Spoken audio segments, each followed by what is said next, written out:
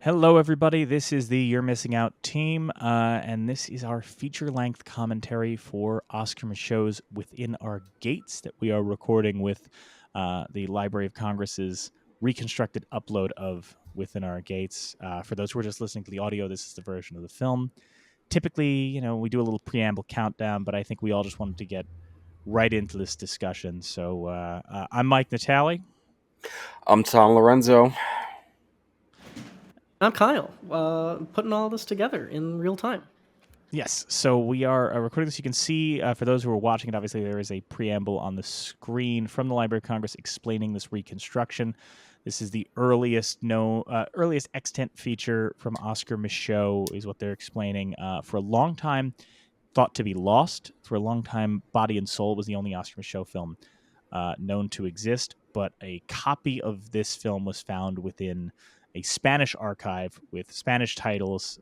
The title was changed to La Negra over there, and that was brought over to the U.S., restored, English intertitles put on that again, and now we have it in almost complete form. I say almost. We'll talk about what we might be missing from this film, but we're recording this feature-length commentary track on this film because Within Our Gates is our 99th film that we are covering on the podcast. And our 100th film coming out next week, our final film of the season, is our friend Vice Victus joins us to discuss D.W. Griffith's Birth of a Nation. A lot of people view Oscar Michaud's Within Our Gates as a response to Birth of a Nation. I don't know if he would, but this here, you see this title card we're looking at right now. Characters in the North where prejudices and hatreds of the South do not exist, though this does not prevent the occasional lynching of a Negro. That's the opening title card of this film and kind of sums up why a lot of people view this as Michaud's response to The Birth of a Nation. And why, again, Michaud may not put it that way. His other film, Symbol of the Unconquered, a story of the Ku Klux Klan, is obviously a more direct response to it. But this is a film that directly deals with lynchings and confronts its audience with it, like a living testament to kind of say, like, we knew this was happening. Everyone knew this was happening. And we're not going to let something like Birth of a Nation whitewash the horrors of the KKK and lynch mobs. So we felt that was an appropriate thing to put before that Birth of a Nation discussion, and we thought it was appropriate to make this full film available and kind of center this episode around. If you're only listening to listen audio, go to our YouTube channel. You can watch this film as it plays out. We thought it was a really important thing to make this available to people and make sure that you see it before we go into that discussion. Sorry, Tom, you were starting to speak. No, it is funny though because you say you don't know if Oscar Michaud would put it that this is a response to Birth of a Nation because maybe on the surface the dealing with the lynchings and all of that yeah, you would think, oh, that must be him like responding to Birth of a Nation, but I would probably side with this hypothetical Michaud we're talking about because this is not a movie that's about anything that has anything to do with Birth of a Nation until all of a sudden it does, but only as backstory that is almost kind of like, oh, okay, this kind of although it's just not that movie until it is, and it's not an epic, it's not a war movie, it's not a historical this drama. Is primarily a kind of romantic social issues drama. Like this is this is a like it's mostly about low-key funding a school. Yeah, it's about funding a school. There's like crime subplots. There's like it's kind of like a romantic like quadrilogy or whatever. It's not it's not trying to like relitigate the Civil War or Reconstruction or the Klan.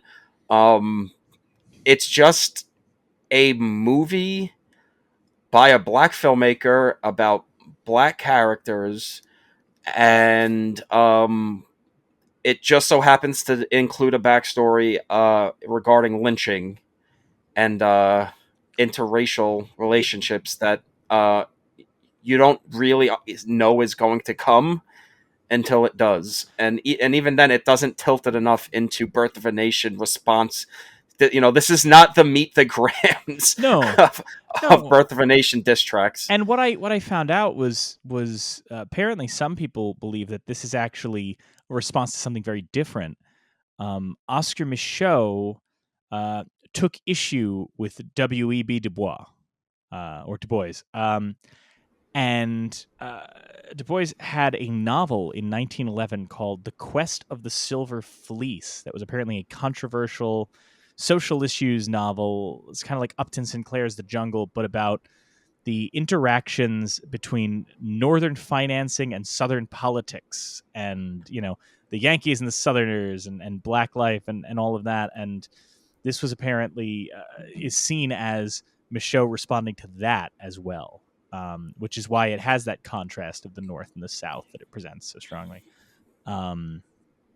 But it's fascinating kind of diving into this. We alluded up top, it's a school funding drama. It's all that, it's, we're seeing right here a detective character, right? We're getting, there's a lot of this, yes, one of... Larry Pritchard, a.k.a. The Leech, whose photograph sent to you, is one of the most notorious members of the underworld and has left this city destination unknown. If he should surface in your vicinity, keep him under your strict surveillance. Sincerely, Chief of Police. That seems like a legitimate telegram. Well, listen, it's 1920. They didn't really have APBs back then. Or maybe they did. I don't know. I don't know the history of the policing. It's probably not good. No, probably not. It's 1920. But, this is also the earliest extant version of what they would call a race film. I don't think they were using that term at that time, but we've talked about race films before on the show. We talked about Blood of Jesus. But race films were obviously smaller budget films created specifically for a particular ethnic audience, right? We talked about it with Tevye, in the Yiddish film scene, and there, of course... race films came along. Oscar Micheaux made a number of those in his time. Most of them lost, but this is now the earliest film that we have found complete in his filmography. However, he did make films all the way through into the sound era. In fact, one sort of fitting thing that's worth noting, as we're recording this, just an hour ago, we got the news of the passing of James Earl Jones. An interesting thing, in 1939, Oscar Micheaux made a talkie film called Lying Lips, and one of the stars of that film, Oscar Micheaux's 37th film, was Robert Earl Jones, the father of James Earl Jones. So, look at that esteemed actor who we just lost, today, has a lineage that traces all the way back to the original, prominent black feature filmmaker. That's a remarkable thing to think about. How just far goes the to show you that. Well, how far the reach is, but also just like how not really that long ago it was. We'll talk about it in the Birth of a Nation episode, but like, as much as we don't want to say it, but like the film wasn't like the churn and burn industry that it would become until after Birth of a Nation. And that's like the thing that sucks about Birth of a Nation, is it kind of gave, in many ways, legitimacy to the film industry, to film artistry, and kind of gave it a form that, guys like Micheaux could use to do completely different things than what Griffith was doing. But it's not being called a race film because this is really before it becomes like how many movies are getting made. I mean, this thing, race films weren't really an industry yet. Yeah, it's not a thing. I mean, the industry's like almost not even an industry at this point. It's 1919, correct? 1920, yeah. 19, yeah. I mean, either way. Yeah, well, it could have been 1920, but I know 1920 is the year listed for it. But yeah. Oh, excuse me. Yeah, 1920. Yes, but either way, this is not the Hang thing. on, I want to take The a thing moment. is the thing. Let's take a moment. I loved that little shot we just passed by of the cards flashing over the little mirror. This we're seeing it again here. One of the things I kind of love about that is that I feel like it's not so much the case now, but I feel like a lot of film scholarship from even 10 years ago really leaned into this idea that I don't agree with, that suggests that Michaud is not a stylish filmmaker, that Michaud was not a technically proficient filmmaker. There's a lot of things that kind of they lean very heavily into, and I know what they mean to some degree, the idea of like, well, he was limited by his time, and he was limited by this and that, but I think that it gets, I think too often in the past when Michaud was spoken about, Jesus Christ, that I forgot there was. I'm sorry, we just had a shooting, a rather difficult, a surprisingly aggressive shooting on screen. But what I mean is, Michaud, he doesn't get enough credit for his actual craft of filmmaking. He's treated just as a historical object in a lot of film scholarship from even 10 years ago. I think you're seeing that less so now, but I find that frustrating personally because, especially for its era, there is some real visual flair in this film, and there, especially not just visual flair, but like structurally. We're going to talk about it later, but the way that flashback is employed in this film, right, in the narrative structure, I think that too often I've seen that, again, in stuff from when this movie was in the registry, inducted into the registry, reading some stuff that came out at that time and kind of talking about it as like, well, XYZ, that's amateurish. And now I think people are more talking about it like, no, this is an intentional choice that is interesting. Well, don't you think? I think that kind of gets to discussions we have all the time when we talk about silent films on this show. Is that almost like the collective conscious, even of film scholars and people that like film like us and people that listen to us or film Twitter or what have you, has this idea of what silent film was, and that they think that the silent films that kind of like are important or can still be watched today are like, maybe not, definitely not Birth of a Nation, but like big, the movies where you go, oh my God, wow, like that was so big, and how did they do that back then? Wow. And then like, the horror movies like Caligari or Nosferatu that were so very much, European stuff that was very much like, hey, we're just really just we understand before these dopey Americans that this is an inherently dreamlike art form. Let's lean into the inherent phoniness of it, and make everything weird and psychedelic and all that shit. So like when people go to a movie like this, it might throw them and be like, well, this isn't a big war epic like Birth of a Nation or whatever. Yeah. And it's not a German expressionistic horror movie. So it's not really doing much visually, and we can't give it that much credit. But you're right, because it's like, yeah, just watch the movie. And because I think this is important because one of the things that I really appreciate about Michaud, and I think doesn't get appreciated, is that he has a nuanced worldview, right? That even I think in the trappings of early cinema, like he wants to elevate his people, but not all of his people. Well, that is something very important that I do think, even if it's not a response to Birth of a Nation, just on the fact that he's able to make a movie that is trying to elevate his people and all of that, and tell a humanistic story that doesn't turn them into cartoon villains. I mean, because here we go. Look, if you haven't seen this before and you are watching this, because of how Conrad was introduced to us, this is not how you expect this scene to go. Is what is about to occur. And even me as a contemporary viewer, I found it shocking to watch.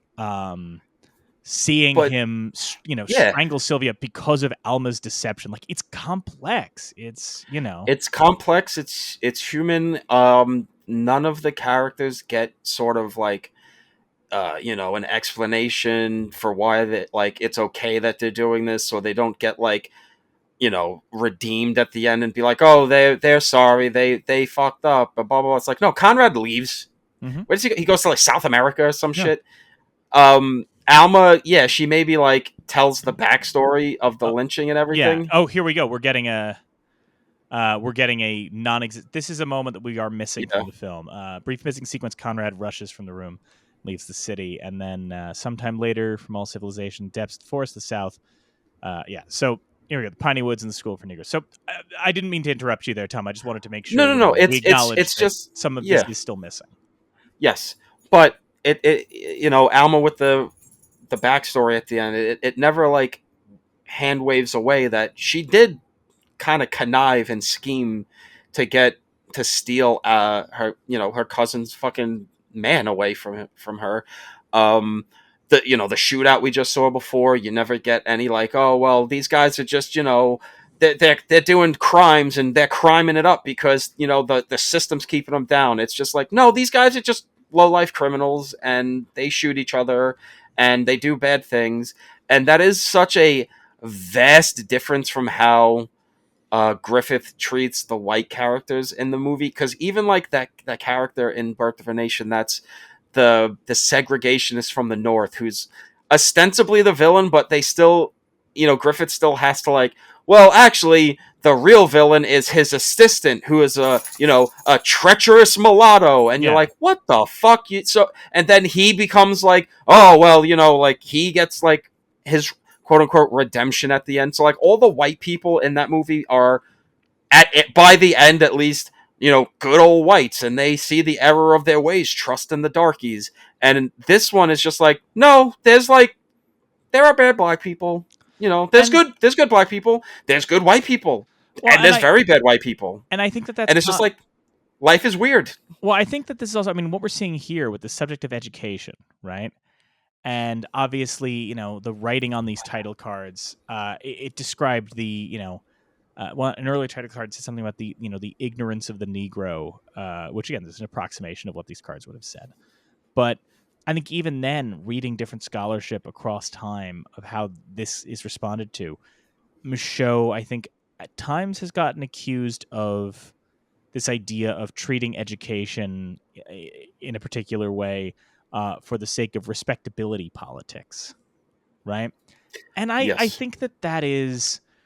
I mean, that's something we're still dealing with today. Yeah. I mean, how many times do we hear about movies where it's like, oh, well, you made a LGBTQ movie or a black-centric movie, this movie, and it's like, well, you didn't make all of them, saints and all of this. But I mean specifically on the subject of education, right? Well, yes. Okay. The idea of when it's talking about, educating. Oh, here we go. The state only pays $149 to educate your child. This is the thing where, depending on how it's interpreted, and I think there's an interpretation that suggests that Michaud emphasizing, like, oh, well, these people are ignorant and need to be educated, right? That can certainly look like, and I've read some people who suggest, like, well, that's Michaud. He wants, black people to be educated, just like white, to be educated in the white people's schools, white people way, whatever, for respectability politics, right? But I don't feel that in Michaud's work so much as it feels like Michaud has a sincere belief of we, not just, people of color, but humanity in general, should want to be better, right? And that these men, these poor farmers that we saw earlier, their lives will be better if they receive a good education. That, and just, like, it may not, it's not a 3-hour movie like Birth of a Nation, but it does pretty much, hint that, like, say, like, oh, this, like, we don't want, the white people don't want black people to get educated, because then that's not good for white people, because then things start getting equalized, and we don't want things to get equalized, because then where does that leave us if we don't have an upper hand? So yeah, I find that absolutely baffling. I mean, I guess I shouldn't find it baffling, because everybody always has to have an opinion, and even if it's not built into the text, I guess they just, that's... Oh, no, but it's also, it's worth understanding that this does come out of a period of time with the Well, I want to take this title card here. It is my duty and the duty of each member of our race to help destroy ignorance and superstition. I am going up north, where I'll try to raise the money we need. May God be with us. That's important because that seems like the thesis statement for Michaud himself in this film. But it's important to remember we're in the era of the New Negro. The book gets published in 1925.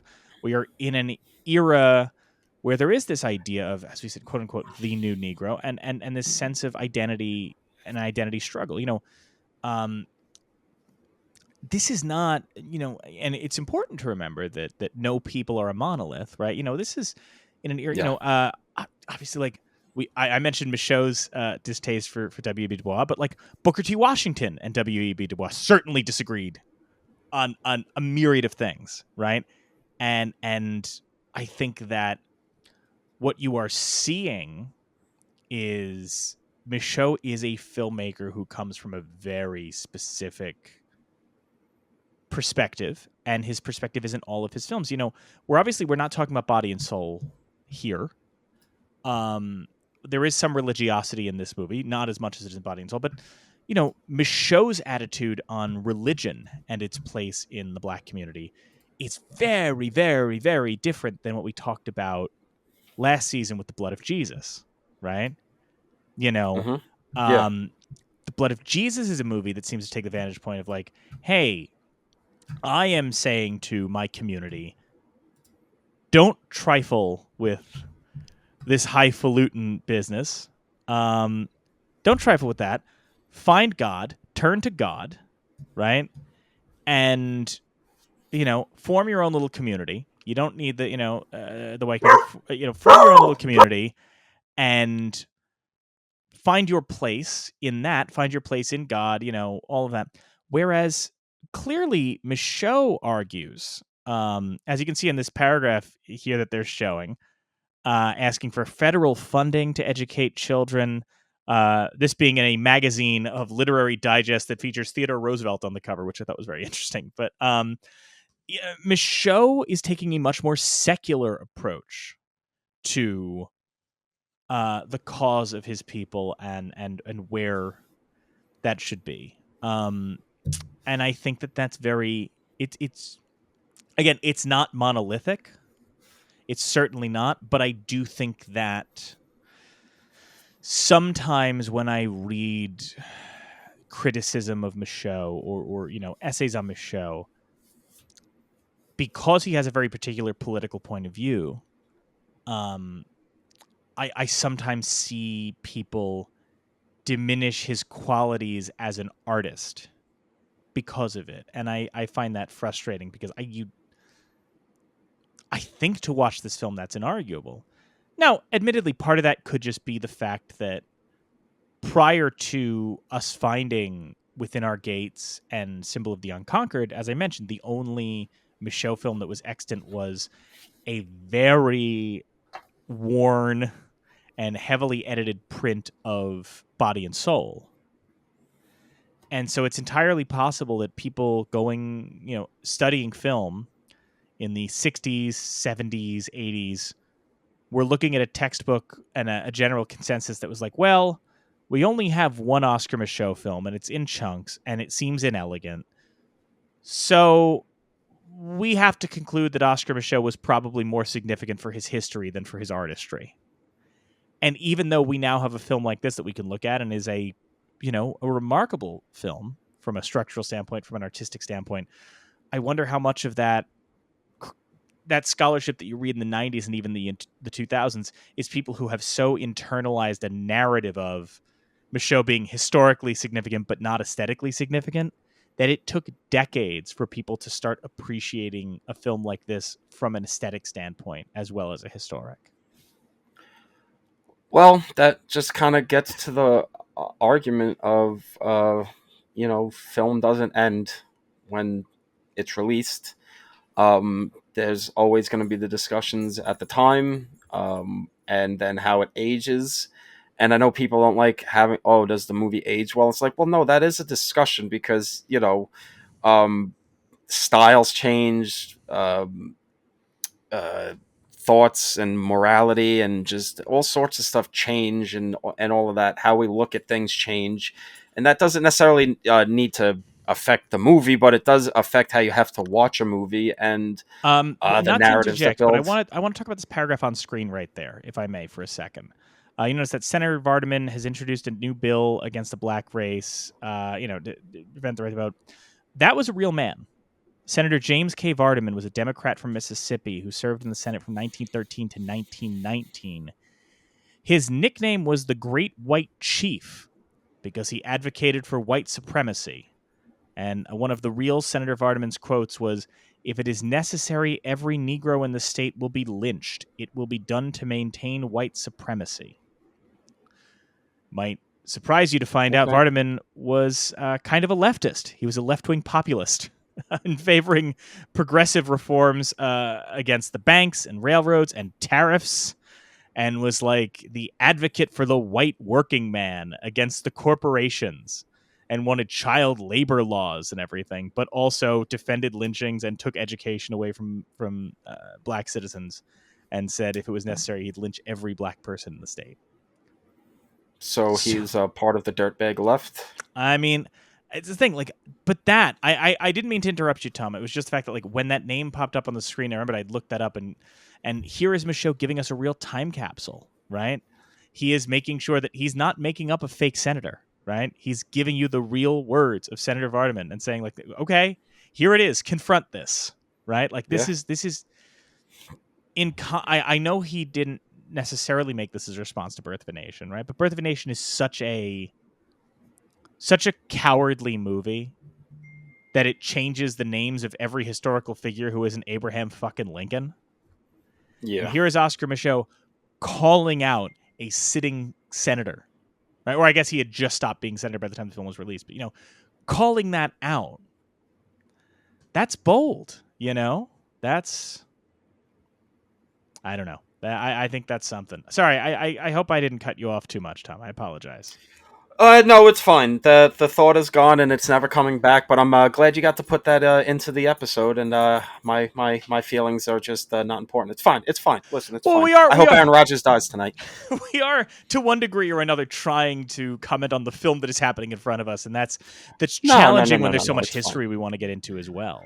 Yeah, so much history, and it's so short. Because it is a silent movie, and those, other than D.W. Griffith's bullshit, were tended to be shorter.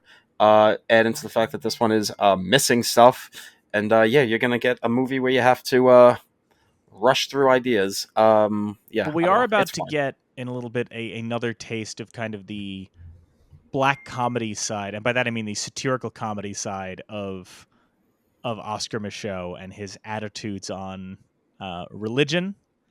And perhaps the idea that for a certain type of white person, they felt it was advantageous for black people to have church more than schools. I think that's a couple of sequences away, but I just was reminded of something coming.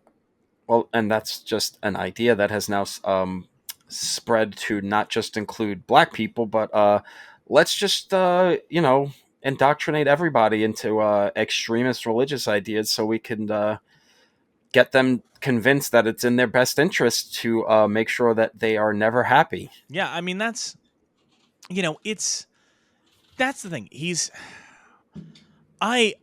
Michaud is an incisive social critic. You see that in all of his work. Well, not all. I haven't seen all of the talking pictures, and I'm sure there are a couple that are just, I don't know. I feel like he definitely has like one like crime movie in there that's just like, we're gonna have fun. But but here we were about to see this sequence that really elucidates more than anything what his point of view is on this. With what we're seeing here, this exchange.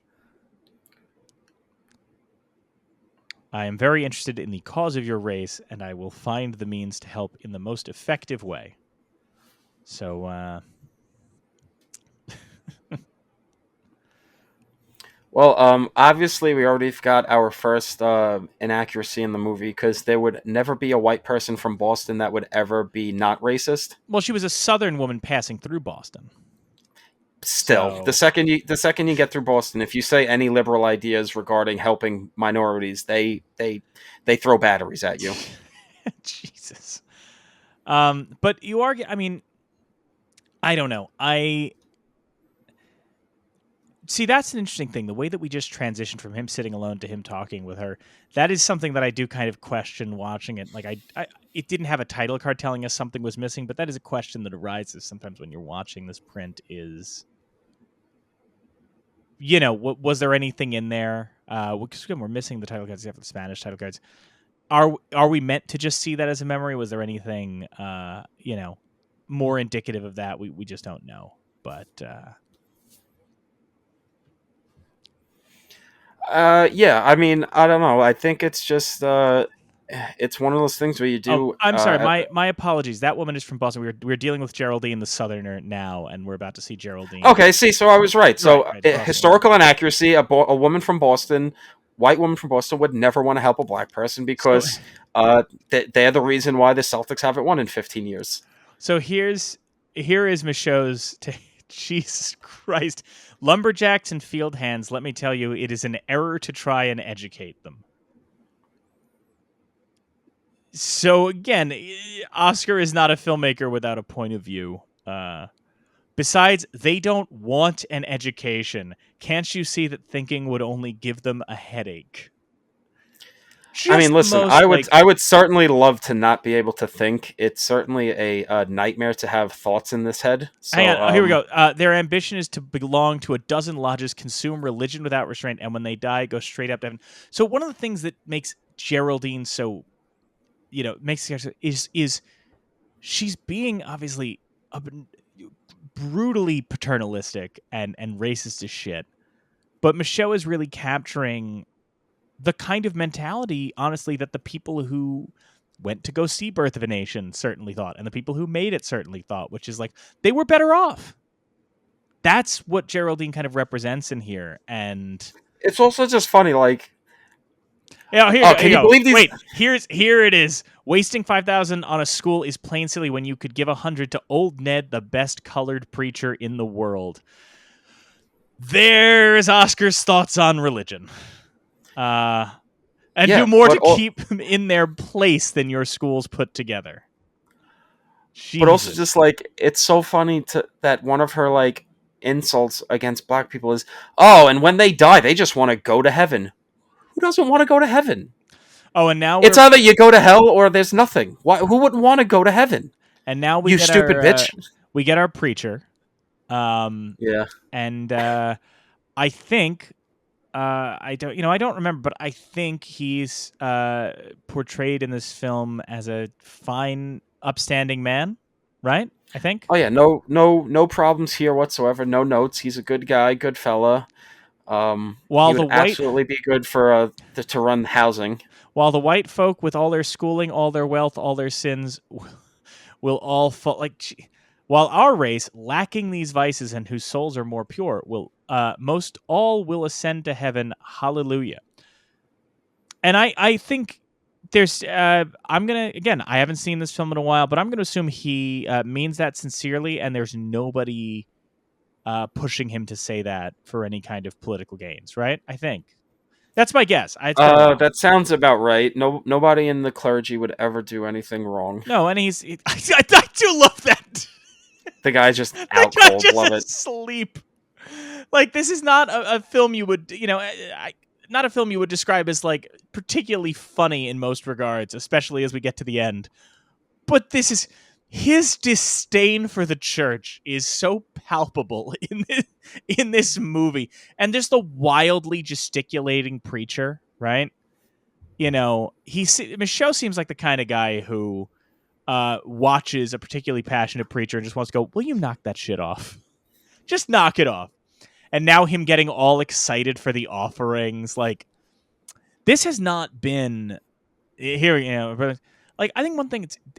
The performances that we've gotten so far in this film have not been particularly broad. right? You wouldn't. We were just talking about nuance before. Like you wouldn't Yeah. describe it as a broad film, and yet when we get to this sequence, right? Even some of the costuming is caricaturish. Like this is purposeful, right? Yeah. This is very, very purposeful. What's happening here? Well, he's got the preacher. Looks like the goddamn devil. Yes. Yeah, and just again the wild, shifty gesticulating and all of that, the pointy beard. Yeah, it's not. It's for a guy who we just praised, rightly so, for all of his nuance. He's not hiding what he feels here. You know? Well, that it's that thing of like I know filmmakers who use subtlety and they're all cowards. And it's a thing that you could see in Michaud filmmaking descendants. I mean, Spike Lee, one of the best filmmakers of the last 40 years. Some absolute classics, some of the worst movies you'll ever see included in that filmography. But even in his classics, the man's never very subtle about what he's trying to tell you and what he's trying But to. that's the thing, right? You mentioned Spike. That's a perfect example in terms of like Spike Lee is another person who, like, when he wants to be nuanced, right? He can absolutely be nuanced. But when he wants to say something, he's just gonna come out and say it. So now we get. But that's all in those same movies too, which is Yes, what we're absolutely. seeing here. Is like the swing from nuance and subtlety to just outright cartoonish didacticism And I think that sort of applies to what we were talking about with Michaud too, with the attitude of like, look, some people are very complicated and complex, and some are just assholes. And Ned, now our preacher, and who is he coming to see? White people, right? the old honkies. If that's not, look at it, Uncle Ned, you're a good old colorman. Like if this is not. So he's Irish. What you make of this? But this is a thing that we talk about, that obviously is a conversation in 40 years from now, I mean earlier too, but 40 years from now, where you certainly, to read something like, Malcolm X's autobiography, talking about the idea of Christian religion, and it's certainly, this is not his idea, right? I'm just saying, like, that's a very popular book exploring this idea of like, well, this was, at this point we were all having a conversation of like white people using the Christian faith to suppress black people, right? Like this is the Christian faith is being used as a tool to suppress black people. And here, clearly Michaud feels similarly, because here is this preacher, saying like, well, black people, like this black preacher should be the center of the community, saying, well, obviously like black people shouldn't be voting. What business do they have voting, right? Let the white man go to hell with his politics. Give me Jesus. Like, and of course, there's a question of how sincerely he believes this, right? Is he telling them what they want to hear? Or does he genuinely believe, like, yeah, no, I'm getting one over on you guys because we're going to get heaven? But, I just... To see it laid out so plainly in a 1920 silent film feels kind of shocking still to this day. It is shocking because you still get shit today if you attack religion in such a obvious way, because we're living in such a politicized time with evangelicism on the rise and this weird notion that we're a Catholic nation, which we're absolutely not. It's just like, that, like, that's why you see the rise of those fucking faith-based films where it's as fucking subtle as this fucking preacher character of just, oh, Christianity's good, and oh, you're an atheist, so you're obviously the villain. Hang on, look at Ned's turn. The face he makes after doing all of his, again, I've sold my birthright, all for a miserable mess of pottage. Negroes and whites all are equal. As for me, miserable sinner, hell is my destiny. So, before Michaud was playing it like, well, is he, does he know? What does he feel? Is he just ignorant? But no, this preacher is fully aware of what he is doing. He's fully aware that he is selling his people up the river. He is fully aware that he is using religion as a tool to suppress people, his own people, which is a wild thing. And that he is a believer. Yeah. Like he's like, well, I'm going to hell for this. I'm a weak man. I'm getting the money, and that sucks, and I'm going to hell, and I just, oh, it's so bad. And it's like, oh, that's, it's like, I don't know if we have had this discussion, but like that's why one of the best decisions on Righteous Gemstones is that they don't undercut them by having them be like charlatans who don't believe. It's like, no, they do believe. Yeah. They're just absolutely ensconced and corrupted by the capitalist American system that they're just like, well, yeah, obviously we got all this money and we don't do anything Christian and we kill people and we cheat and steal and drug and blah, blah, blah. And it's like, no, but we believe. Here's a beautiful, I mean, I know it's like, we talk about this a lot on the show of like, what are like cheap special effects? Just that close-up shot of her and the way the wind is blowing the hat and the fur on her collar is such a compelling image. Yeah, it's such a striking image. With that very expensive special effect of wind. But again, I think that's the kind of stuff, even though it's just a little thing, to read about this. And I will concede, like, I read about Oscar Micheaux a lot earlier than I ever saw one of his films because they were so hard to find for such a period of time. Like, obviously now, God bless him, Kino Lorber put out the phenomenal Pioneers of African American Cinema box set that folks should absolutely pick up. But it was just harder to see these things in a, as we often talk about, kind of not pre-internet, but pre-wide availability of streaming movies. Like, you couldn't find this, or if you could, you had to wait 3 hours for it to download. And you had to hope nobody would make a phone call.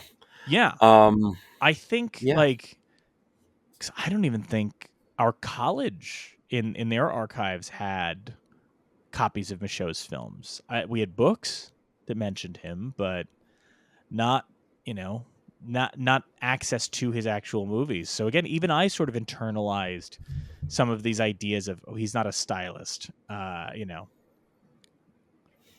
it's like I said before, our constant discussions about what people think the narrative of what silent film is. As much as we don't want to admit that sometimes we can get a narrative in our heads, even with stuff we haven't seen yet, it's the truth. I mean, you hear enough people talking about something, and you just gotta go, well, I guess there's got to be something there, right? I mean, like, if everybody's saying this, then, well, it has to be true. And no, that's not true. That's not the case.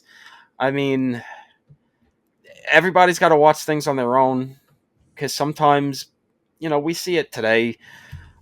People will like a thing or dislike a thing because it's politically, like, or whatever, like the respectability politics thing of like, well, it's doing this thing that's not popular today, so I have to say I don't like it. And then, 10 years later, it's like, well, actually, we've rediscovered this thing, and it's actually, we didn't give it its shot in its day. And it's like, well, yeah, that's because you guys just followed a narrative, and that's not fun, and that sucks, which is kind of fun to be talking about in a movie about racism, which is maybe the ultimate example of, hey, I've heard this thing about black people. And we're about to get some choice commentary from our favorite Southern white lady who is returning to the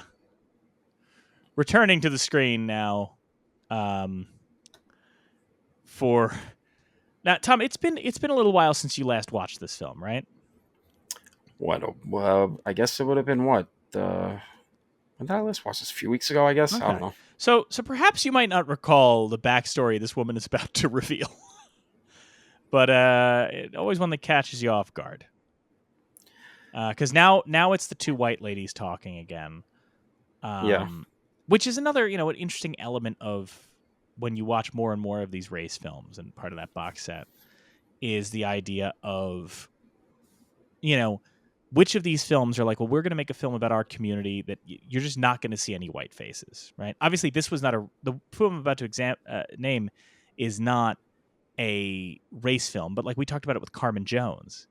Well, also this woman just says like, oh, I'm giving a check for $50,000, which is what, like $5 million in today's money? Yeah, it would be a remarkable amount, and that's why Geraldine is so just out of spite. Yeah. Well, you know what? I was going to give them $500,000, but you know what? Go fuck yourself. They're getting $5 million now. But it also, I'll be honest, it also suggests the level of wealth that this woman has. Yeah. Oh, just casually throwing away that And kind of money. I do love but look at, I love this little intercutting between the two conversations happening, right? Yeah. Between the two old white ladies and now, and now these two talking, and the, the mix of shock on their faces. But well,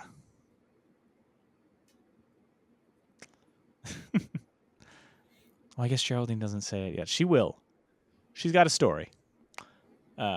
She's got a tale to tell. But Tale as old as time. Yeah. Sylvia Remake with this, her goal Disney, accomplished. please. Sylvia with her goal accomplished returns to Piney Woods.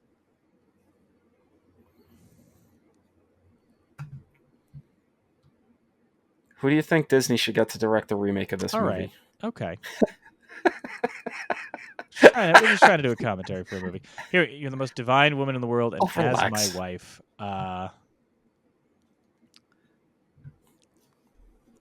So again, it is kind of wild. Like we talked about, like we're only now like 40-something minutes into this 78-minute movie that, it's been kind of a love triangle. We're only now going to start maybe dipping into Sylvia's background. Yeah, that's what I was saying before. It doesn't feel like a movie that's going to get into what it's about to get into. Yeah. Because for as much as it's a movie about social issues and education and whatnot, it's not like seemingly about to dive into like flashbacks and like the history of like racism and racial violence in America. Because we've gotten these little flickers of memory, the idea of memory is still a thematic through line of this movie. And this prick. Oh, that's right, Larry's back. One of those things you do kind of forget he's a factor in this movie for a little bit. Yeah. That's not a criticism. That's not me it is a thing where you're like, oh, right, this is also part of this. Might be also just one of those things of, hey, maybe there's deleted scenes that we'll never see. Oh, certainly. And, certainly. Because Larry just kind of shows up and is like, hey, blackmail. Because a lot of these films dealt with the censors. I think the censorship board originally rejected Within Our Gates when it was first presented to them. And there was concerns. Oh, well, we get an epithet on the screen, so that's that. Don't read that title card aloud. But what you do get with this is this was a film that I know I was reading that there were concerns among some of the people in the censorship boards that the conclusion of this film would cause such outrage that black audiences would be tearing up the seats and causing riots. Which is a stupid thing that happens with movies all the time, where people are like, this movie might cause people to riot. It happened to The Spook Who Sat by the Door in the 70s. People said it would happen with Boys in the Hood in the 90s. And then weirdly, they also said it would happen with Joker in 2019. And none of those happened. I mean, it might happen with Joker Folie à Deux because people are going to be like, oh, this movie's terrible, and just try to fight their way out of the theater. But yeah, no, this shit never happens. No, and it's just this weird. It's this weird thing of like, it almost feels like wanting it to happen and trying to will it to happen. Yeah, where this isn't a thing that happens all the time, but like we I forget what episode we talked about it on, and I referenced it, but that in the 70s, when movies like The Warriors came out or whatever, like those gang movies in the 70s came out in New York in Times Square and those kind of rundown movie theaters New York had in the 70s. Yeah, gang fight shit would break out because there were gangs. It was low down fucking ass New York City. But it wasn't like this fucking mass wave of crime just sweeping across the nation. It was just like, oh, hey, we're a gang and we see neighborhoods we walk through. There's another gang. Let's get them. But that stuff is never motivated. Like, it's never an observation made by somebody being like, I saw this movie and it made me want to break stuff. It's always out of a fear of the other, right? It's a fear of the other, and it does feel like trying to will it to happen to get either, make people the worst things people could think about a race or whatever. Like, oh, the racists think black people are violent, stupid, blah, blah, blah. and oh, we're going to try to will this thing to happen to make people kind of go like, oh yeah, I guess black people are just, if they're getting this crazy about a movie, well then I guess we have to start stripping their rights away. And they never are. But and No. that's even listen, we were all, not we all, like, you and I were not suggesting Joker was going to cause problems, but there were a lot of people, ostensibly left-wing people who were like, oh, the incels are going to go nuts because of this movie. It's like, no, it's just I think that's what I was going to be like. The second thing that we see more now is that it's just like a media wanting the clicks and trying to will a massive story so they can keep getting the clicks and the SEO on writing stories about that thing, and then having the SEO go back to their old source and be like, see, we predicted it. And just that disgusting media thing today of like, I don't know, but yeah. Well, they also, but it's also wanting to try and figure out, like, trying to ascribe some other answer to this thing of like, well, in the case of like the Joker incel thing, when it's like, why, or even with this, saying like, well, if the colored folks see this movie, maybe it's the movies that are making them angry, and it's like, oh no, what's making them angry is all the fucking lynchings that you shitbags are doing. Like that's why they're, that's why people are angry. And similarly, like, people are like, well, Joker might cause these incels to snap and start shooting. It's like, no, the incels are shooting places up because they got hit by the dad. Like that's just what that is. We know the answer already for why this is happening. That's not, a movie's not doing that. That's not what this is. But it's like, movies don't make psychos. Movies just make psychos more creative. And that's like really the long and short of it is just, and that's the thing that oh god, I'm forgetting his name right now, but the character, the real life FBI agent that inspired the Jack Crawford character in the Hannibal books. Mm-hmm. He wrote all these true crime books, and he wrote a book, Anatomy of a Motive, and he gets into it because this is early in like maybe early 90s, something like that, before like the mass media thing. This is before Columbine and before all of that stuff, where that media attacking of like, oh, the kids are going crazy because of the media. And he gets into it at the time of like, people always, want to be like, oh, did the movies do this? This guy's, it's like, no, I've done enough studies on psychopaths and serial killers and the different variations within of that. And he's like, it's these guys had so many different problems that even if we caught it when they're young, we probably wouldn't have been able to stop it. And movies certainly weren't the thing that pushed them over the edge. Maybe they got an idea to let out the darkness that was already in them, but they were already going to probably kill that prostitute or shoot up that bar or son of a bitch. But no, I mean, I hear what you're saying, Tom, and I know we just got a little an extra voice on commentary there for a second, but no, but similarly, and I think this ties into Michaud specifically, this idea of motive and what causes things. Credit where credit is due to Michaud. We've now spent what you could call the second act of this movie with Larry, the criminal, right?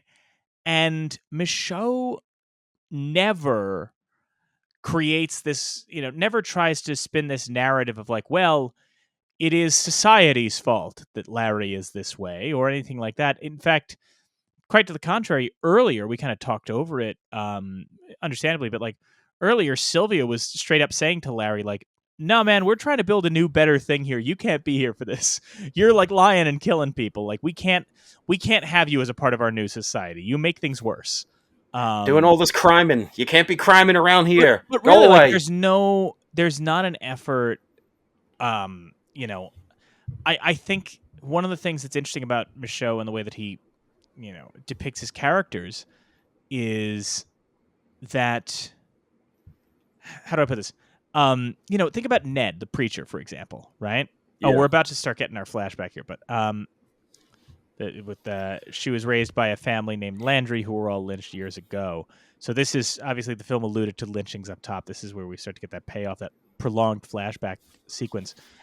But it's worth noting, Ned is certainly being exploited by the white people that bring him in and tell him, tell your congregants not to vote. there's no argument that those people are nefarious, just like there's no argument that Geraldine is a real scumbag. But he gives characters like Ned agency in their own downfall. And I think that that's what makes him so interesting. Here we go. Years ago in the Death Force, but not so far that one could help hearing of a late afternoon. He's setting the scene. We've been alluding to this quite a bit for those watching this for the first time, this prolonged flashback to her past. And the Landrys that she lives with. And it's about to take some turns. Typical of the 1,000 poor Negro laborers in the Great Delta, lacking education in the vote, but in whose heart burned an eternal hope.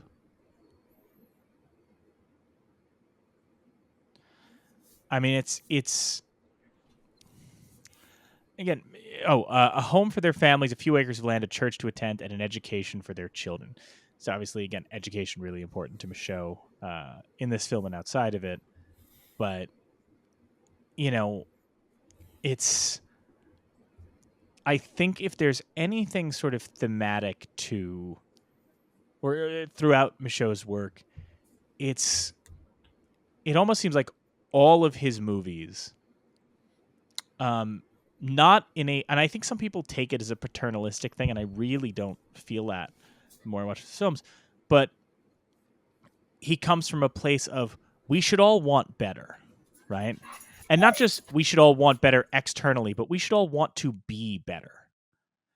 And that's not done as a criticism. That's not done as an attack on anybody. But it is just done out of the idea of, like, again, like he says here, we should all want, a home, and an education for our children. We should want to make our children's lives better than ours. We should all want for more from this life. And what we're seeing now are people who want for more, and unfortunately, there's consequences for wanting more in this particular world.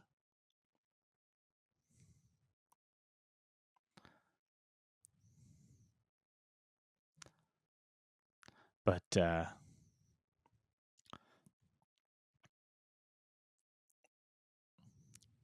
yeah, we're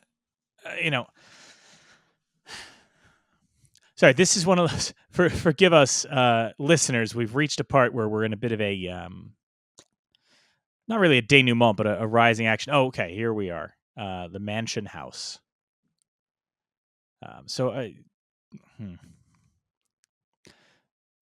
Philip Griddlestone, landowner, aristocrat, and master of the neighboring lands. So I was mistaken earlier. I want to apologize to folks. I suggested we got Geraldine's backstory. There's a particular quote coming up that when I recollected, I misattributed to Geraldine. He was a modern Nero, feared by the Negroes, envied and hated by the whites. So this is where we're going to get a particularly striking set of ideas here. And Ephraim, his gossipy servant. An incorrigible tattletale whose only pleasure was to take tales from one place to another. And again, some of these, not always going to have subtlety in these performances, but I think it's done to a point, to a purpose. And we're obviously using, we're mirroring the relationship between Ned the Preacher and the white folks with what we're seeing here. Yeah, and just in regards to the tattletale character, what's his name? I forget. Ephraim. Ephraim. We've all known those kind of guys, the gossipy bitches who just like to cause trouble and like to talk, and not too far off base from how those kinds of guys tend to act even today. Just very. It's always a lot going on. A lot of moving and talking and just gesticulating. Just a lot with those gossipy fucking guys. But yeah. Not getting into much fun stuff coming up. It's gonna be rough, but it's done very much with a purpose. She is as educated as white girls now, so when you go pay the boss, you tell him that. It's not going to go over. particularly well.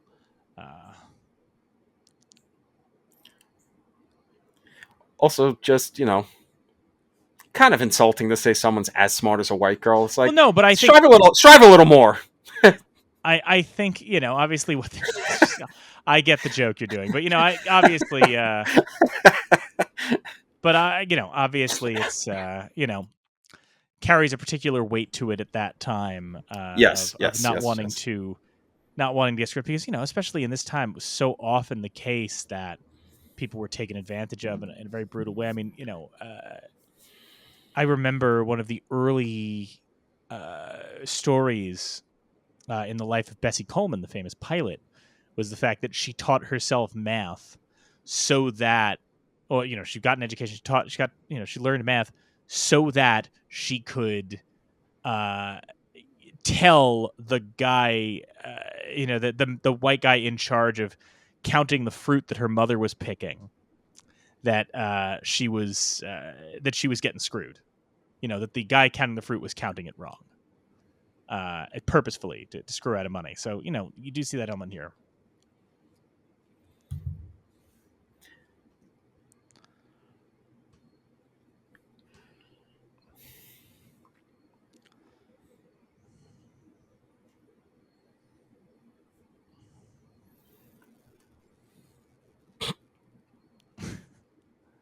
I mean, that's just funny. I don't know. I'm sorry, that's just funny. So yes, here we go. You're getting mighty smart, but I'm on to you. And remember that the white man makes the laws in this country. So again, this exchange is not going to go particularly well. And then, what's this? But a shooter in the wings. Yep. A completely unrelated, a different guy, a white trash guy.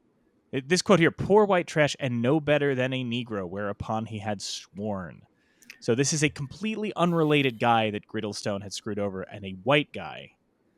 And we are about to see a situation not too uncommon in that time where some white guy pulled some bullshit and a person of color. Here we go. I have always treated the colors well, but I remember that my father, who owned 1,000 slaves, had calluses on his hands from... We get to see a little bit of reaction here before he finishes the sentence.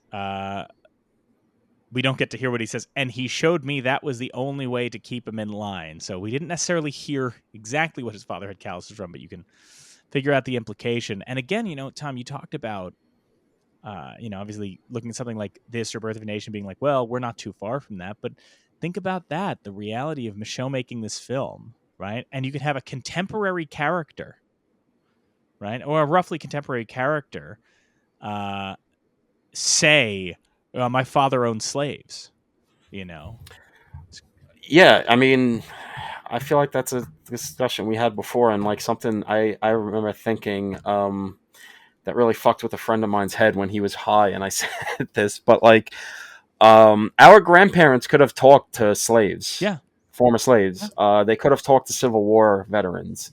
And now, when you think, the spy yeah, is now saying Landry killed Griddlestone simply because he's holding the pistol that the other man was holding. It's worth noting that. Sorry, please continue, Tom. I just wanted to acknowledge. No, it's just that thing of just like if you do the math, like yeah, obviously it's very far away because like so much longer than before we were even born. But like there are there's still maybe not anymore, but like there's still maybe a few like connective tissues to like.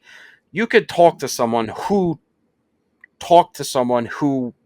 lived this, who lived in the slave times, who lived in Reconstruction, who fought in the Civil War, all of that. And you go, oh, well then, if we're like 1 degrees of Kevin Bacon away from that era, then like, it's not that far off. No, and it's, what you're seeing here, one of the things that I really love about this is that, Micheaux goes to great lengths to show you exactly how this goes down, and the way that a lynch mob can break out, right? Is that you have this, in this case, Ephraim going around and telling people, Landry killed Mr. Griddlestone. And there is an element at the time of, obviously, certainly lynch mobs broke out for so many horrible reasons, but there is an element of like, whether or not Ephraim believes it's like the fact that he's just setting this man up to be murdered, right? Yeah. Because he's a gossip. And either he doesn't. It's a mix with Ephraim, and as we're going to see, the fate that ultimately befalls him, right? But there's the question in a way of, does Ephraim not realize how bad shit is going to get, right, from his gossip? Or does Ephraim think, if I sell out enough people, of my own people, am I safe? Can I ingratiate myself with these people, with the white people, if I'm willing to come out and go, if I'm willing to point the finger at somebody else first, that impulse that I think a lot of people go to, unfortunately, which is the idea of like, well, if I point out the bad ones, they won't come for me, even though ultimately, yes, they will, if you allow this and you allow this system to be perpetuated, yeah, it's eventually going to take you too. But we're now getting in this genuinely upsetting imagery of a lynch mob breaking out. And it is important, I ask for anybody who is watching this now and knows what we're covering next week, please do keep this in mind in contrast to the very sort of inaccurate, wildly inaccurate depictions of Southern life in D.W. Griffith's unfortunately more celebrated work. Because what you're seeing here is a far more honest depiction of the activities of lynch mobs and the Ku Klux Klan in this period of time. Yeah, not great, Bob. No, I think that's one way to describe it.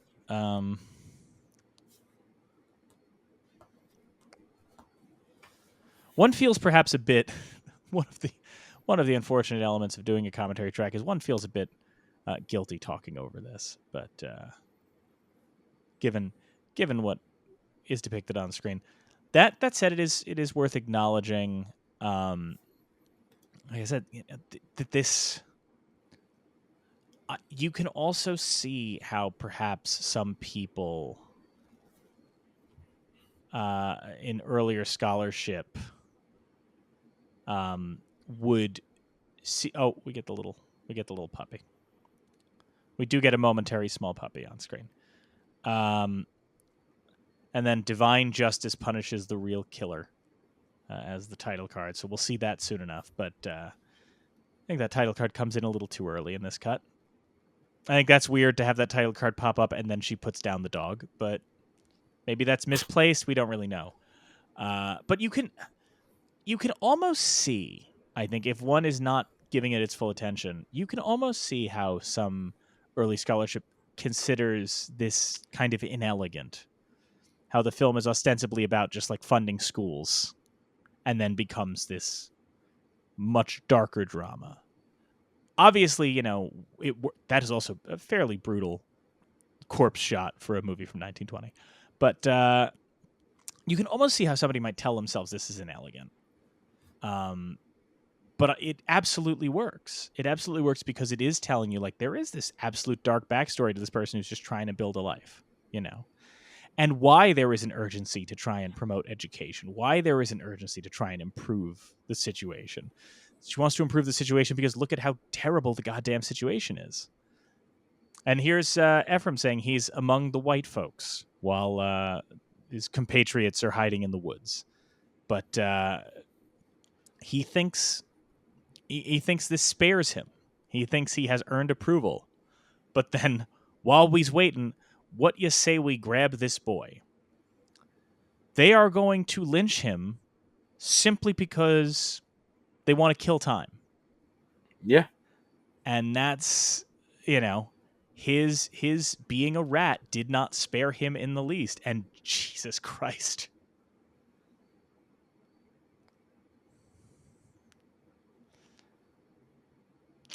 Now, one has to wonder if that's perhaps similar how we saw the real killer killed.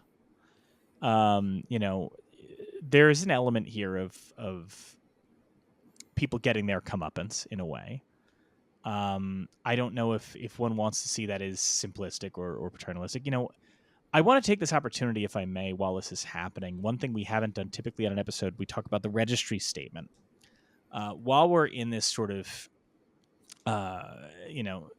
end point of this film, I want to take a second to talk about what the registry wrote, because I think it ties into what we were discussing about the scholarship around Michaud. Here's what the National Film Registry said when the film was inducted. They said, Oscar Michaud wrote, produced, and directed this groundbreaking motion picture, considered one of the first of a genre that would become known as race films. Many critics have seen Within Our Gates as Michaud's response to D.W. Griffith's Birth of a Nation, in which African Americans were depicted as generally negative stereotypes, as they were in almost all films of that day, of the day. Despite Michaud's limited budget and limited production values, it still effectively confronted racism head-on with its story of a teacher, Evelyn Preer, determined to start a school for poor black children. Contemporary viewers may find it difficult to defend Michaud's balancing act between authenticity and acceptability to white audiences, but that's what he believed was necessary simply to get the film made. I think that's interesting because, again, and I'm not going to speak for anybody else. I'm happy to be told otherwise, but if you read that sentence, that ending thing, contemporary viewers may find it difficult to defend Michaud's balancing act between authenticity and acceptability to white audiences, but that's what he believed was necessary simply to get the film made. If you just hear that sentence, there's a title card. It just weirdly timed up. A woman, though a Negro, was a human being. Yeah, you can see how somebody might accuse that title card of being a balancing act with the acceptability of white audiences. But, Tom, I think obviously you hadn't read that registry statement before you watched this film, but I think, before you saw it, if you had seen a sentence describing this film as a balancing act between authenticity and acceptability from white audiences, I don't think this is the film you would have been expecting to see. No, I don't get that at all. I just don't get that at all. Yeah, because even that title card you just mentioned that timed up perfect, like that doesn't even feel like a balancing act. That feels like straight up tipping into oh, hey, white audiences, yeah, she's a Negro, right? Yeah, she's a human being. Yeah. That doesn't even feel like a balancing act. That almost feels like kind of poking them in the eye of yeah, oh, she's just a Negro to you guys. Yeah, great. Well, she's a human being. Yeah, this is particularly, again, for its time, jarring. And but that they do give him a chance to strangle the one guy. Hey, Yeah. So it's a little something. Small victories here, but this is a genuinely horrifying sequence. And one of the things that we talk about a lot with contemporary films, right? Some people call films depicting the racism of the 1960s or the slave era, and they talk about it being misery porn, right? Or, something like that. But, one thing that I think it's vital to remember is that what we're looking at here is not somebody depicting something that occurred 100 years ago or even 50 years ago. This is a filmmaker telling the audience what's going on right now. This is not somebody saying, oh, these are my grandparents' stories. This is somebody making a film with some sense of urgency about what is actually going on in parts of the country at that time, which makes it all the more distressing. And again, part of the reason that we paired this film as our second to last film of the season is, I think we talk about, what the film scholarship was like at the time. This is 1920. This is 5 years after the release of The Birth of a Nation. A lot of film scholarship, especially older film scholarship, when they talk about the importance, and I would argue overinflate the importance of G.W. Griffith's Birth of a Nation, they try and absolve it a little bit by saying that audiences didn't know what the Klan was really like. Or they didn't know exactly how bad it was or anything like that. But here you are, just 5 years later. It's inarguable. Like, no, you absolutely knew. Everybody could know. And if you didn't know, it is because you actively chose not to know. This film is a moving image testament to the fact that the only thing that kept people from knowing what was really happening was willful ignorance. Yep, and then, just wanting to hear what they wanted to hear. And, one of the things that we left out here, obviously the film alludes to the lynching up top. The lynching is not the last shock that this film has. Yep. Because obviously, for those who were just listening, which again, if you are, please check out the film in your own time. It's remarkable. But Griddlestone has now gone, not satisfied with having killed. He is now going after Sylvia as well, with very obvious nefarious intent being played out in a, again, for its time, shockingly harrowing scene. Yep.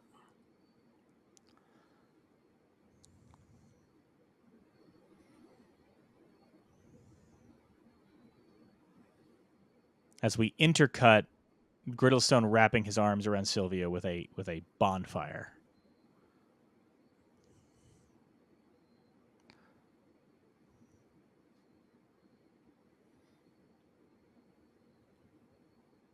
While a portrait of Abraham Lincoln watches over, which is its own effective imagery.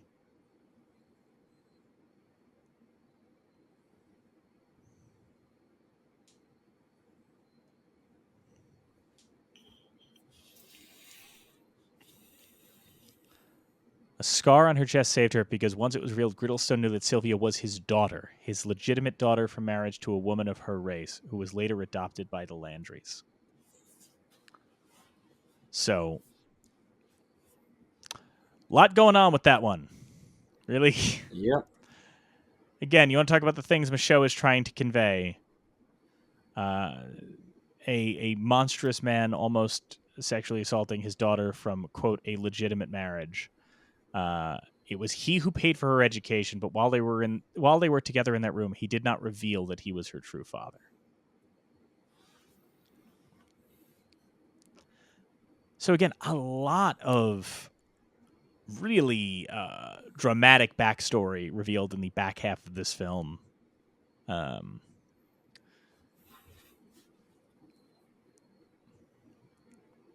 Which again, I've read criticism that I don't know, it's weird to think, and even stuff, I'm not from 1920 per se. I couldn't track down too much of that, but Tom, we like to talk a lot on this show about like our frustration with people who. Oh, here we go. Wait, I want to talk about this quote. "Be proud of our country, Sylvia. We should never forget what our people did in Cuba under Roosevelt's command." That may seem like an awkward one now, especially, but it is, in its own way, it's Michaud kind of signaling another thing that he believes in, which is the idea of like, and at Carrizal in Mexico, it's Michaud basically saying like, listen, it's easy to hate America. And later in France, from Bruges to Chateau Thierry, from Saint Mihiel to the Alps. I must mispronounce those names, but this is, he's closing out the film on a thesis statement. "We were never immigrants" is such a powerful line. He is encouraging civic participation, even with all of the horrors that happened. Now, I certainly understand people who take issue with that perspective, right? I certainly do. But that is his point of view.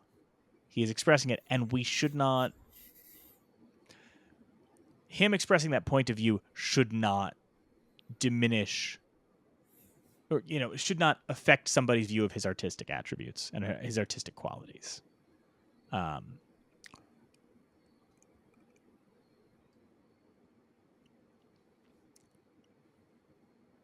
But it is certainly, and who knows? Who knows why that title card is even there? Maybe it was a concern of like, well, I want white audiences to know that this film, despite depicting lynchings, is not suggesting go out and burn the whole country down, ideologically or what have you. But it does feel sincere to one degree or another. It does feel in line with Michaud's ideas of like, we should try and build this country better. We should try and improve things rather than just squirrel ourselves away.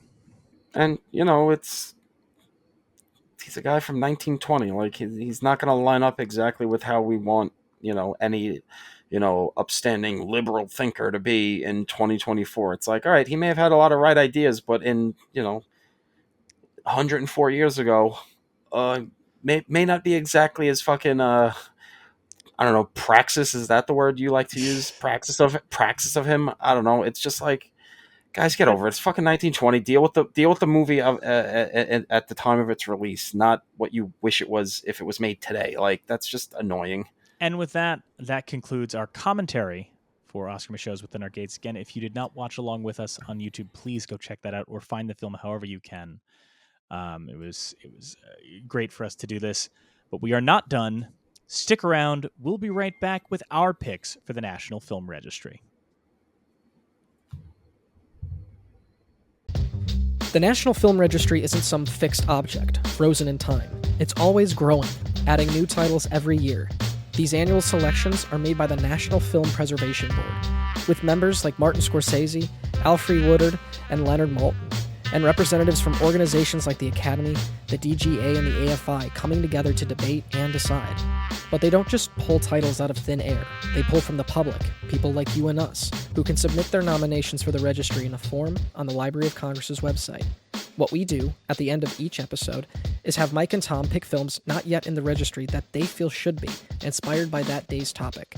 At the end of each season, those films will be formally submitted to the National Film Registry for consideration, on behalf of You're Missing Out. Here are today's picks.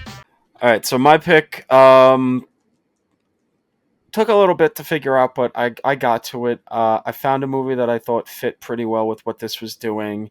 I know it's like an easy thing to kind of do, but I wanted to find the right Spike Lee movie to put in to connect with this, just because I do think this is so clearly like a forebear of what he would end up doing in his career, for the most part. So I wanted to find the right one, but didn't want to make it obvious because if you choose Malcolm X or Do the Right Thing or what have you, it's like, all right, those are obviously message movies and very dealing with like race and all of that, and that's kind of obvious. And what I liked about this movie was that the real heavy thematic stuff doesn't show up until the end. You don't really know that that's where it's going. You don't know that it's about to become a history lesson about racial violence in America and all of that stuff.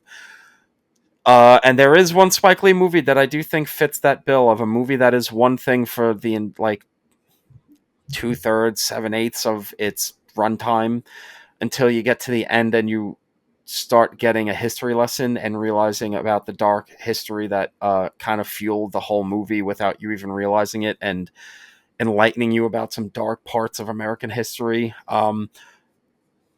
It might be annoying to say, kind of shocking for Spike that it's not about African American related history, but in some ways it is, because these pricks did go after everybody. My pick is his movie, great movie. The only good movie he made for like 15 years. Like the last thing he did for like 15 years until Chirac came out. Inside Man.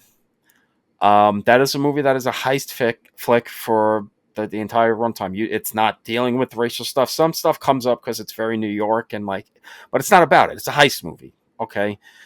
Bank robbers, blah, blah, blah. But then when the big twist happens and Denzel starts trying to like piece what happened together at the end and all of that, and you realize that, fuck it, it's been like 20 years, whatever, that the bank robbers were robbing this bank because they were trying to get the money of this rich guy. These artifacts and whatnot, his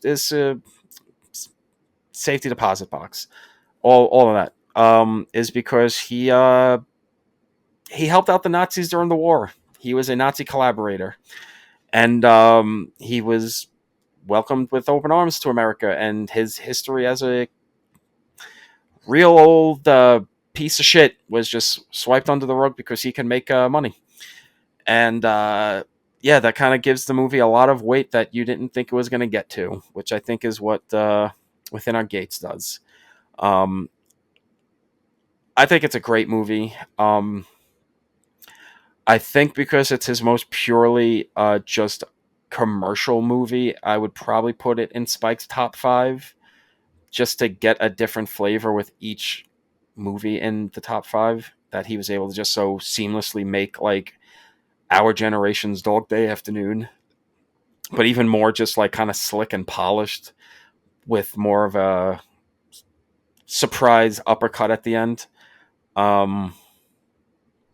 Yeah, so I think Within Our Gates and Inside Man would make a weirdly fitting double feature, and I think Spike Lee should get represented as much as possible in the registry, but not everything, because God help us, are we never going to say The Sweet Blood of Jesus or fucking Red Hook Summer should be in the registry, but Inside Man should. That's my pick. Bye-bye. So for me, thinking about this,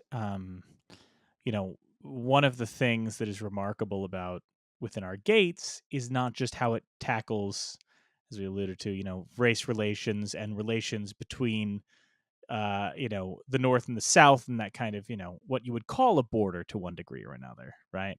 And the groups within that, but also the way that it plays with memory, the way that we get flashbacks, and the way that the film kind of concludes on some shocking revelations, including revelations about unexpected parentage, all of which made it surprisingly in line with a film that I love, and that I actually saw with Tom for the first time. We both saw this together for the first time. It's a filmmaker Tom's talked about a lot on this show, and it's a movie that I think is their best film.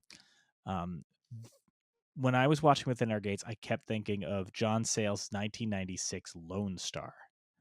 Now, Lone Star is a film set on the Texas border. It is a film that deals with race relations between white, black, and Tejano people. It is a stirring film that, similar to Within Our Gates, shows horrific abuses and death and carnage, and calls out saying, this is happening right now. This is happening. And we just sweep it under the rug. And we sweep it under the rug in the way of perpetuating American myths. On a grand scale and a small scale, the film sentiment of forget the Alamo, in a way. Similar to how Within Our Gates is an indictment of the audience, not just the audience that went to see Birth of a Nation, but the audience across America who is not even more collectively outraged at what's happening. That's the same approach Lone Star takes. It's how people can sort of delude themselves into not being absolutely outraged at what is happening within our country. I think it is... Lone Star is, to me, just... I wish more people saw it. I think it was hard to find for a little bit, and that's part of it. But it's such a stirring film, and it's so reflective of what's going on even now. Here's a movie from 1996 talking about how the Alamo should be taught in Texas schools. And just a couple of years ago, Texas schools passed laws about just how much you could teach about race or race relations in America. So it's still shockingly relevant. It's still shocking as a film. Also some incredible performances. Chris Cooper, a young Matthew McConaughey, just some really great stuff in there. We've talked about Sayles a lot, but if people have not seen Lone Star, I highly recommend seeking it out. It pairs remarkably well with Within Our Gates, structurally and thematically, and it's just in its own right a remarkable work of American cinema. So my pick is Lone Star. Next week, Vice Victus returns to the show, this time to talk about The Birth of a Nation. This film, Birth of a Nation, it has this, it's so fake, and this full, this yarn of this fantasy history that never was. And I think about, and watching it again recently, thinking about nowadays, the whole like the past maybe 20, 30 odd years of quote unquote slave films, you kind of see the other end of the spectrum, as it were. You're Missing Out is a production of Neon Night Media. It's hosted by Mike Natale and Tom Lorenzo. The show is produced by Kyle Lampar and edited by Mike Natale and Kyle Lampar. More information about our hosts and guests are in the show notes. Thank you to Amanda Rush for our social media, and all of you for checking us out. If you're listening right now or want to take the show on the go, every episode is available as an audio podcast. Follow You're Missing Out on Spotify, Apple Podcasts, or wherever you get your podcasts. If you like what you hear, please leave a review and a rating. It helps folks find the show. Want to watch the show or watch some of the films along with us? Great, that's why we're doing this. Don't leave us alone out here. Check out our YouTube channel. We've got video versions of every episode, uploads of some of the National Film Registry titles we're discussing, commentary tracks, and live streams. And once a month, I'll be uploading some content that's exclusive to the YouTube channel. So be sure to click subscribe and hit that little bell to be notified as soon as new stuff goes up. Because, let's be fucking real, I ain't sticking to a goddamn schedule. So thanks for joining us, and we'll see you next time. And we'll see you next time. And you'll see us next time. Because we don't watch you, you're watching us.